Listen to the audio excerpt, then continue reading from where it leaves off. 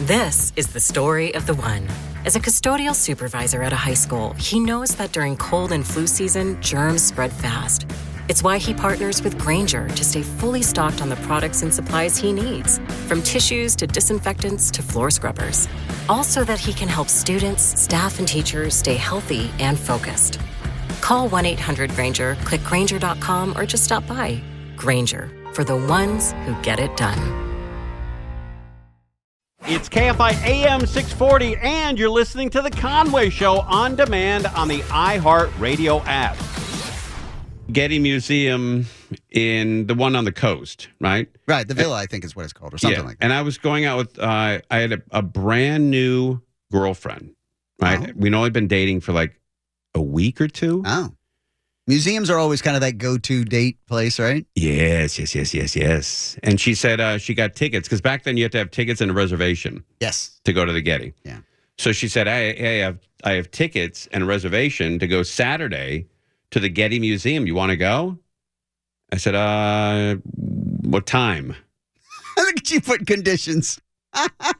and this is like a new girlfriend. I was like really into it. Yeah, don't tell me it's Jen, because I can't see how that could progress forward. It definitely was not Jen.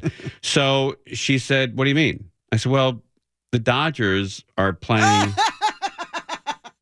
in the World Series. Oh, okay. And it's tough for me to go to a museum when the Dodgers are in the World Series. And she said, well, it took me a long time to get these. I said, I'll go. So we go to the museum, and, we're taking a tour, right? So there's about 20 of us in the tour. And doing a tour? There was a tour, yeah, right? She signed up for the whole tour package, right? Ooh. So there's a tour, and she had like another friend or two there, like another couple that she knew. And they were talking, and all of a sudden I realized I could slide out here, and because I didn't have a transistor radio, so I walked to the car and I turned the game on in the car. You went all the way back to the car, and I hear what the score was. Right, so I'm sitting there, and this Vin Scully is not giving me the score. Right, Vin Scully, the greatest announcer in the world, gives the score every 8 seconds. He's not giving me the score. And I hear the fans yelling in the background and cheering, and Don Sutton's involved, and it was a crazy time. 1981, so it'd been like the Bobby Welch, Dodgers of that era. And I'm sitting there waiting for the score. I'm sweating because I got to get back to the stupid tour, and I'm sitting in the driver's seat waiting, and all of a sudden, the passenger door opens up, and she gets in the car. And she goes, let's go. This is what it sounded like all the way home.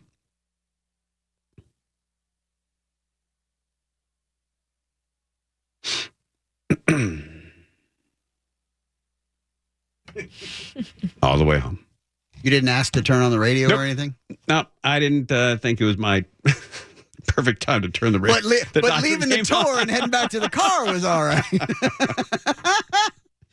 Hey, well, at least you know where you stood right then. I was in the, I really blew that one. Is that the last time you saw her? No, I think, no, we had then gone out for 6 months or so. And then, they find out what I'm all about. And they're like, pass. All right, I've done an assessment. I've had the proper time to calibrate. But what's really weird? I've had this happen more than once, where I went out with a couple of different girls, but this one in particular, and I got to be very careful how I talk about this, because She might be listening. Maybe, but she had her father lived up in Santa Barbara, and we would go up to her father's house in Santa Barbara for a barbecue every once in a while, twice a month, right? All right. And her dad is old school Marine, real guy with a garage that's filled with tools, like a real effing guy, right? And so we went out for 6 months or 8 months, and then, it fizzled out. We broke up. And then I got a call from her dad. And I answered the phone, and I said, hey, what's going on? And he goes, hey, we're having a barbecue. You want to come up for the weekend? and maybe even stay over if you want, because that's what we used to do, stay overnight. And I said, oh, buddy, look, I love hanging out with you. I don't know if you know this, but me and your daughter broke up. You know what he said? He goes, oh, I know. I'm not inviting her. He didn't invite her. That's awesome. Isn't that crazy? He probably doesn't like museums either. I guess not, but we really hit it off. He's a funny guy. He worked with wood a lot. He was a big sports fan. He used to just get drunk and used to drive golf balls off the back of his house into like a big ravine and stuff like that. It was just a really awesome. A really great guy. So did you go? Yeah, I went. Yeah, what the hell, right? Anyway, she found out that I went and she didn't go. Woo wee! It really ended it? Oh man!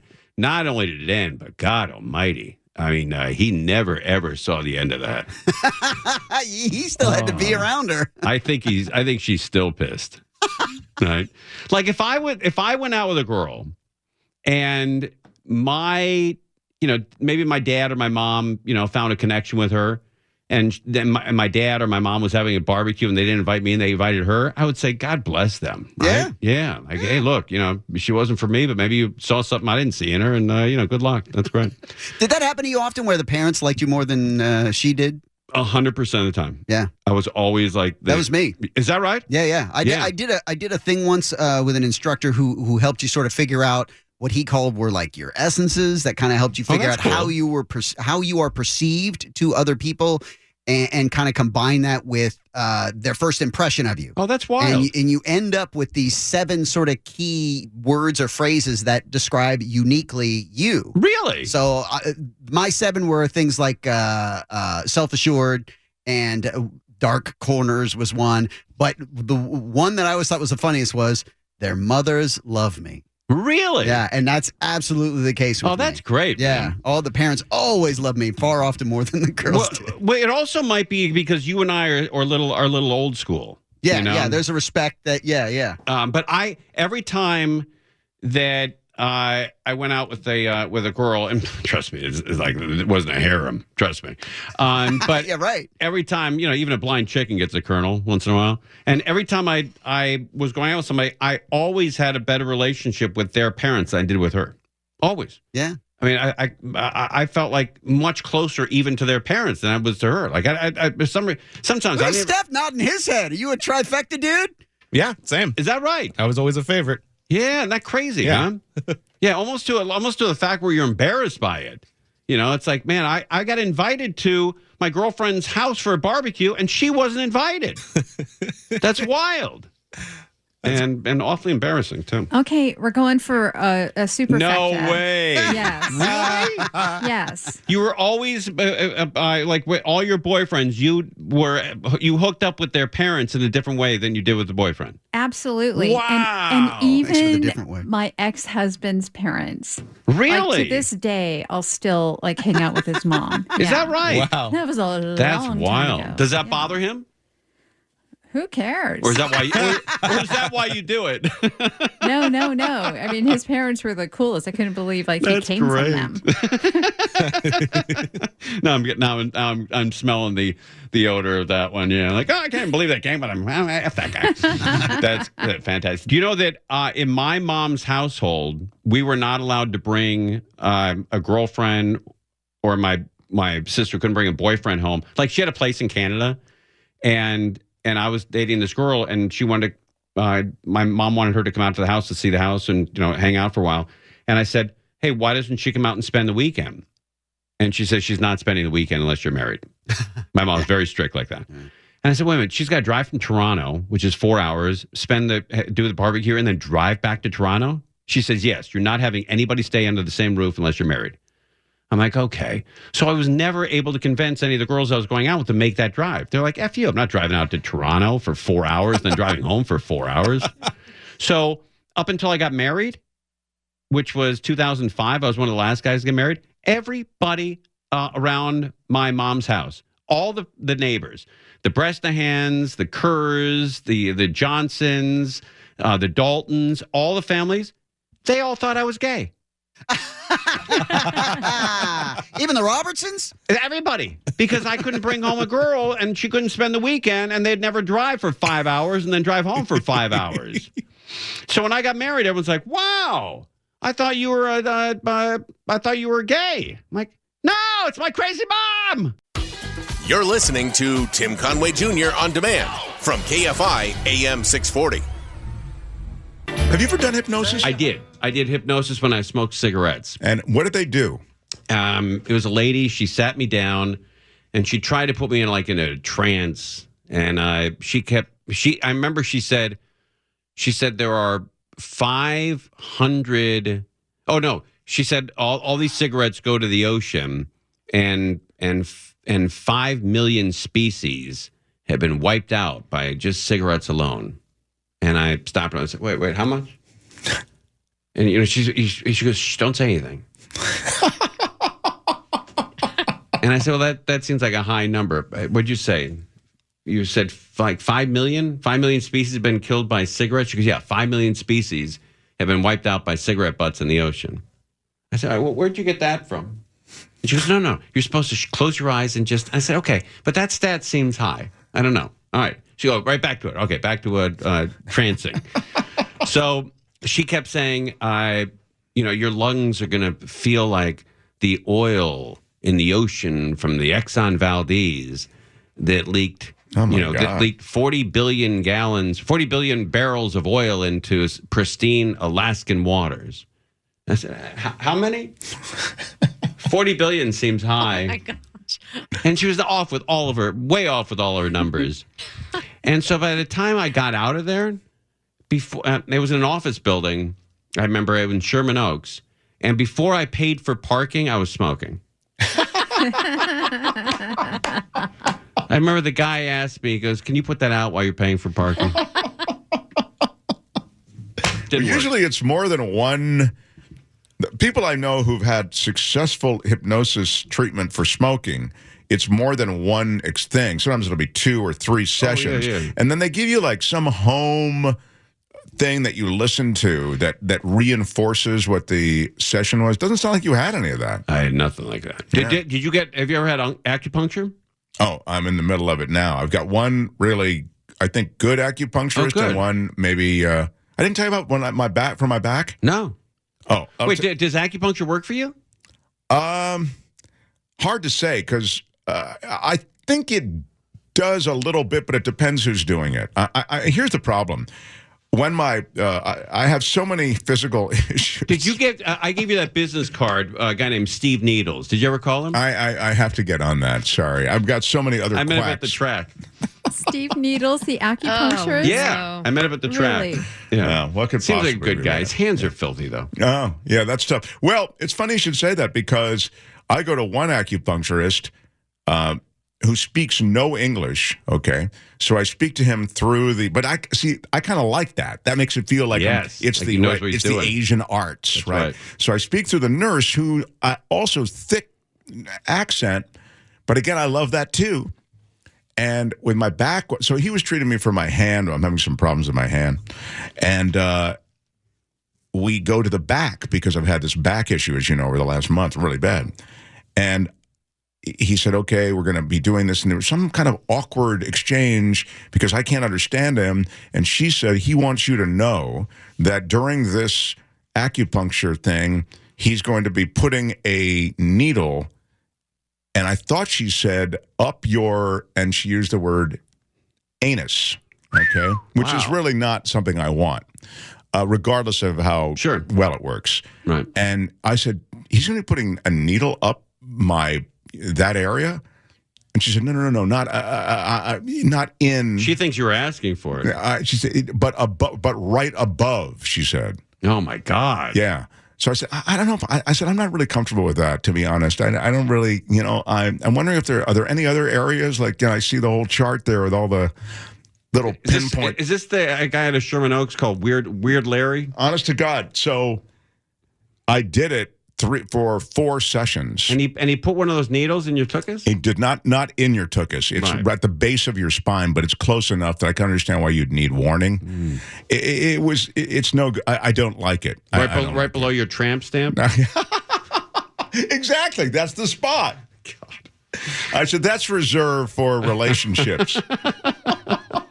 Did it work, though? No, it didn't. Well, the thing is, here's what happens. I was taking so much other medicine for it, the steroids and everything to take the inflammation down, that everybody who I was being treated by, the acupuncturists, had 2 acupuncturists working on me and a chiropractor. They're all taking credit for me feeling better. Have you always had a bad back? Yeah, I always have. Wow. I had a bad back when I was 16, but I was athletic. I've had real bad back issues all my life. Yeah. Is it hereditary? Did your mom and dad have bad No, back? they didn't have, I've got, it's weird. Yeah. That's wild, man. Right, I'm just the bad one off the factory line. I see. Yeah. All right. Yeah. But anyway, the answer is I still do the acupuncture and the cupping. Have you done the cupping? No. Well, that's a big thing with acupuncture now. They do the. Tim's looking at me like, dude. He didn't even want to answer. He was like, Yeah. that's a little personal. Well, maybe that's the What is cupping cupping? has nothing to do with your private parts or any of that. It's I see. these are glass.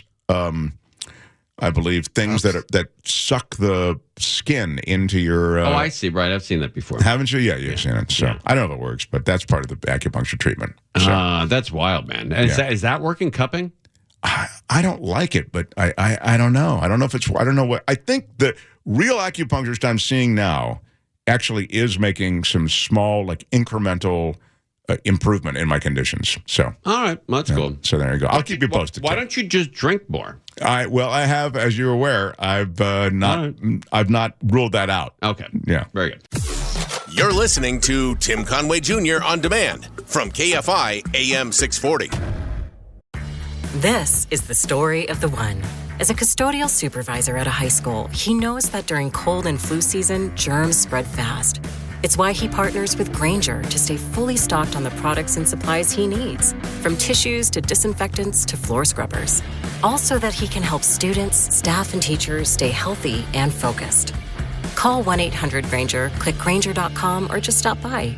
Granger, for the ones who get it done.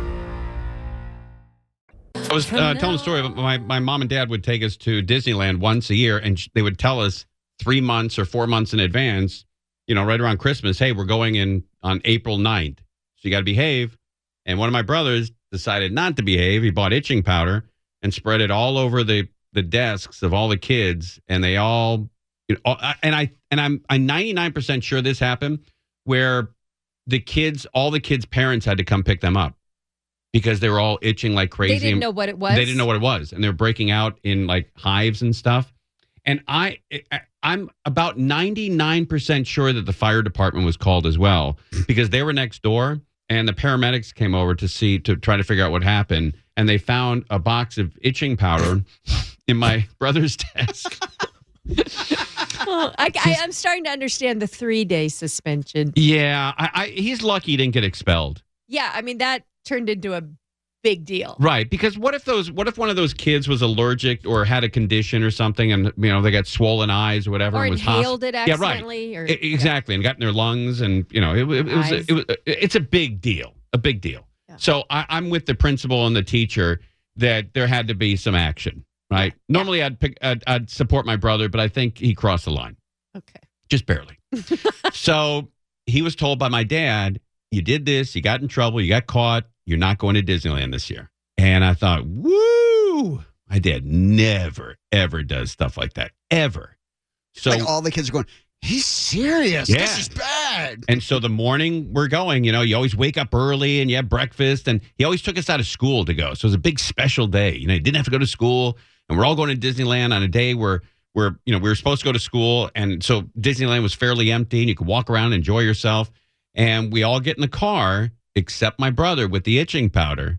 And he was in the house and he wasn't coming. And I thought, wow, how far is my dad going to drive down the block here until he turns around and picks this kid back up? And he pulls the car around. We're going out the driveway. And my brother, Jake, says, hey, Dad, will you stop the car? And my dad stops the car. And my brother says, if my brother's not going, I'm not going. Wow. Jake. Isn't that great? Yeah, that says a lot about his character. Greatest guy in the world. He says, if my brother's not going, I'm not going. What was your reaction? My reaction was, hey, more room for me. Why are we sitting still? Yeah, Dad. Why did you stop? Just slow down, Jake. Get the hell out of here. And he, my dad, ended up taking all of us. Right? He did. Yeah, he ended up taking all of us. But that was such a defining moment in my brother's childhood. Right? Like he's the only kid that said, no, we're all going or I'm not going. It's just so great. It brings a tear to my eyes. It really is special. And That's he's consistent with who he was? Yep. And he is a sweet man. Sweetest guy in the world. He is. Yeah. Really sweet man. I mean, he's obviously he was born in the wrong family. Well, you're all sweet. But Nah, he has, he's over the top. Mm. I mean, he rescues dogs all the time. He's always upbeat. He doesn't hate anybody. Never gets pissed at anybody. He wouldn't just hang up on a good friend. No way. He'd go to the track with the guy, right? But he's always upbeat. And I don't know how he does it, man. But he works. He doesn't have kids, but they have like 5 or 6 dogs, and those dogs are the world to him.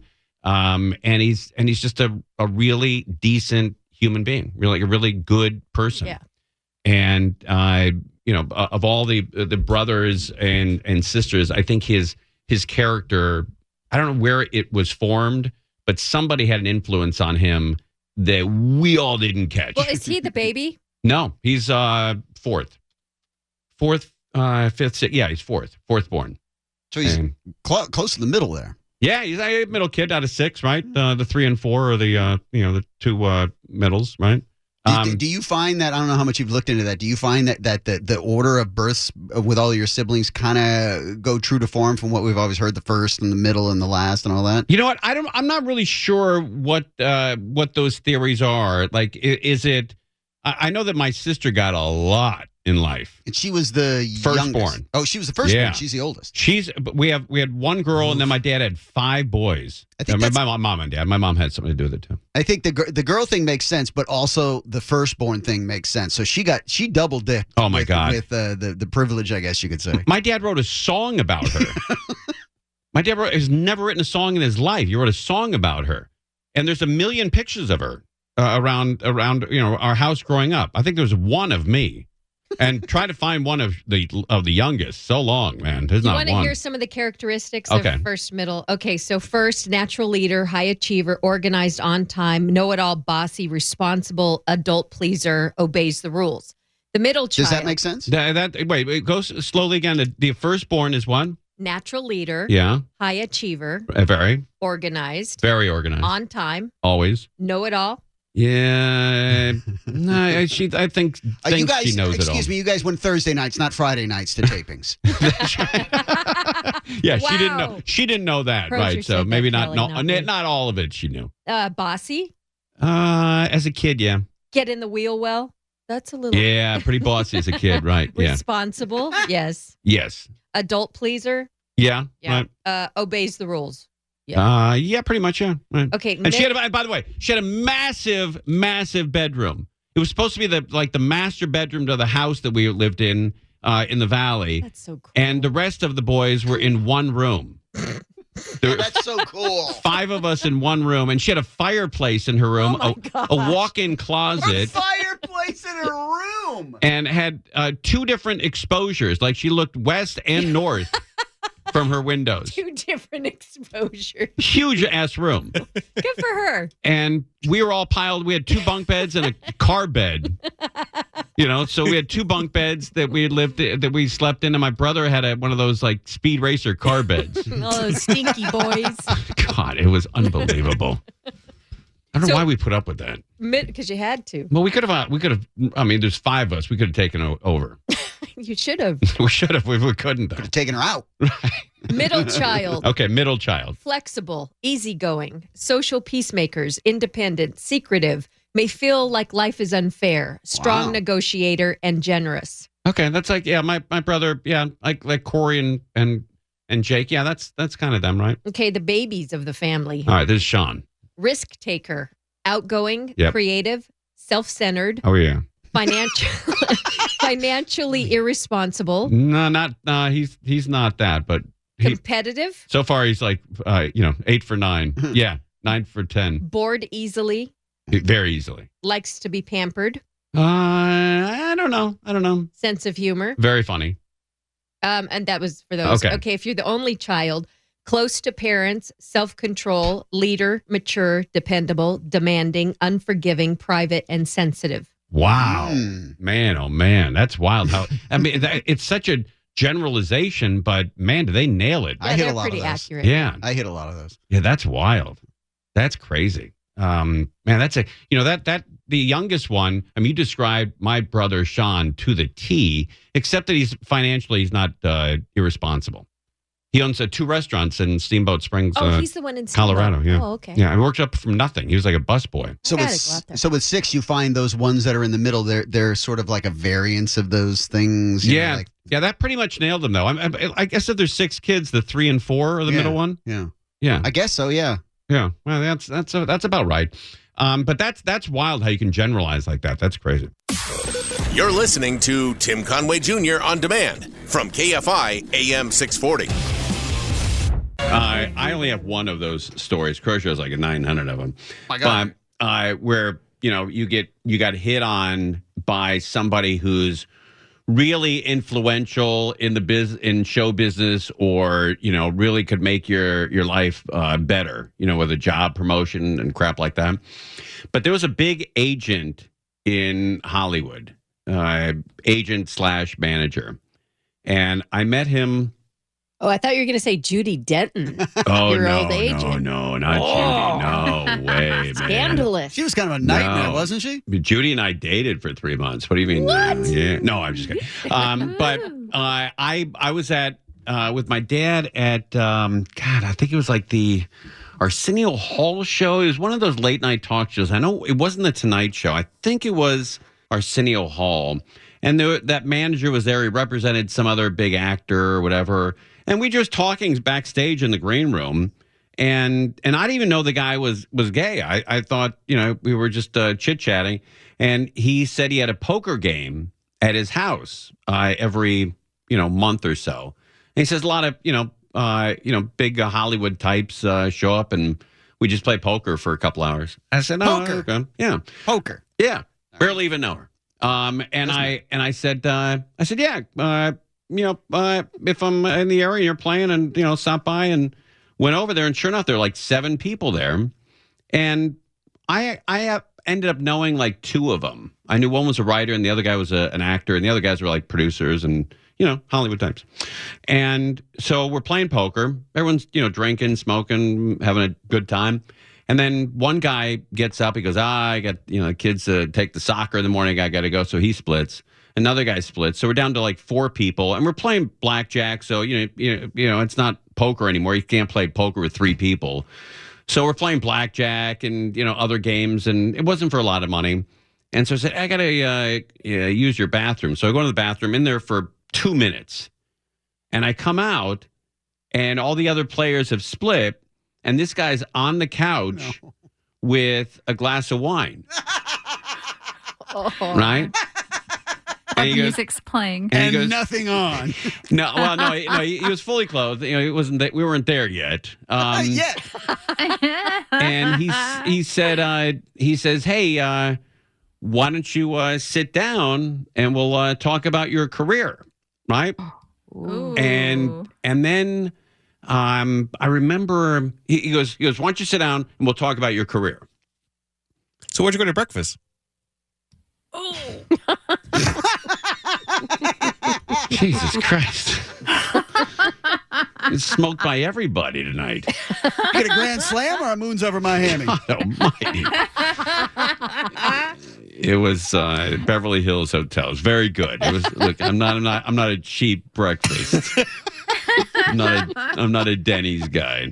Yeah. Get that Rudy Tooty fresh and fruity. No, dude. This is mimosa time. If you're gonna, hang with T-bones.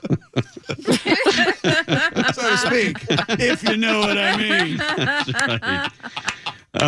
No, but I obviously, I split. Not obviously, I did split, and but I always thought I wanted to call like all the other guys that were playing that night and go, hey, that move may work on some other guys, but I wasn't into it. And I wanted to like call them on and go, hey, do you guys do this with other guys? I mean, you guys, you set another guy up to get, and I don't know, man. I don't know. Well, that's what I was wondering about the process when you went to the bathroom. Was there a discussion to be had, or the second the door closed to the bathroom, they all grabbed the coats and ran? Obviously, there was, this has either happened before, or he said, "Hey, you guys got to get out of here." I got young T-bones to tackle here. The smoking lamp has been lit. But it was on the elevator ride down. It was on a big condo complex, like on the 20th floor, something like that. But on the elevator ride down, I'm like, man, I wonder if like other guys have done this, or maybe they hang, maybe they don't, and I felt dirty. I felt like I was like, if maybe if he just said, hey, are you into this, But did you question whether you were sending him signals? Like, yeah, I thought maybe I let him down, Well, Yeah. so to speak. If you left something upstairs and you realized it when you got to the bottom of the elevator, would you go back up? Oh, you like a and jacket get or it? coat or something? Yeah. Yeah, Or would I don't you just know. leave it there? I don't know. That's Yeah, you weird. didn't have I don't cell know. phones back then to text him. You had to call or go back there. Yeah, I buzz him up. I go, hey, I left my cardigan up there. Can I come get my? Maybe I was given the wrong The signal. leave behind. My penny loafers and cardigan are still up there. Can I slide up there? Ascot. Yeah, maybe I was giving the wrong signals, right? It's my fault. It's always the guy. Always the. I've never had the let's talk about your sort of career or the implication that I could advance your career. I never had any of that. I just had straight out, well, you never know what you want in life until you try a little bit of everything. Is that right? I've had that verbatim said to me. Yeah, like somebody once said to me, they said, hey, are you gay? And I said, not now, but, it's a long life, Who knows? You never know, You get a glimpse of a guy and say, hey, let's get butterflies, and all of a sudden you're off to the races. What kind of flag? But that has happened before. I know a woman who was married to a guy, and I think she's even told this story on the air before. I think we had her on and she told this story. But she was a heterosexual woman with a guy. I think she had a daughter, and she was playing tennis one day with another couple, and the woman like not hooked up, but glanced over at the other woman, and they had both approached the net, and they said, look, I'm married and you're married, but I think I'm supposed to spend the rest of my life with you. And the other woman said, I had the exact same feeling. And they both divorced their husbands, and they got married, and they're still together today. That was 20 years ago. Isn't that wild? That's why I say it's a long life, You never know what you want in life. You'll try a little bit of everything. I mean, it's, I obviously, I think, look, I'm 58. I think, the clock is run out. But I think when you're younger, especially nowadays, I don't know. You're in a bar and you look across the bar and you see another guy and go, wow, what happened? That's kind of a weird feeling, right? But I think as you get older, you're like, you know what? I think it's just time to go to bed. I think as you get older, you get set in your ways. I use the same detergent I've used since I was a kid. I get the same haircut. I get the same shoes. You don't expand your life. You don't open yourselves up for new ideas. But if you're young, if you're like 18, 19, 20, and it's not a big thing anymore to be gay, I think that kids nowadays have not more. I hate to like misphrase it, but they have. They're more open, this generation, to like everything and anything. And back when I was growing up, that just wasn't the case, at all. So nice to see progress. We weren't part of it, but it's nice to see, society progress. You weren't part of it. Yes, right. I wasn't part of it. You evidently were a huge part down. of it. Yeah, that's right. Did you turn it all down, Croce? Oh, yeah. No. Yeah, when he said you never know what you want in life, so you try a little bit of everything. My response was because he just prior to that he had asked me if I was dating anybody, and I wasn't. But he said because and then afterwards I said yeah, it's pretty serious between me and this one girl. Not seeing anybody at the time. That's wild. All right, man. Everybody loves Crozier. That's the name of the new name of the show. Everybody loves Crozier. Everybody loves Crozier. Because everybody loves Crozier. At one point in the industry here in LA, the radio industry, execs knew of me because of my tight white jeans. Oh my God! I'm telling you, it got around. Why do we just know this? I've been here for 10 years, and I've never explored your tight white jeans. Apparently, it got around. All right, we got to come back with your tight white jeans, and please tell me you stuffed them into some cowboy boots. All right. Conway Show on demand on the iHeartRadio app. Now, you can always hear us live on KFI AM 640, 4 to 7 p.m. Monday through Friday, and anytime on demand on the iHeartRadio app.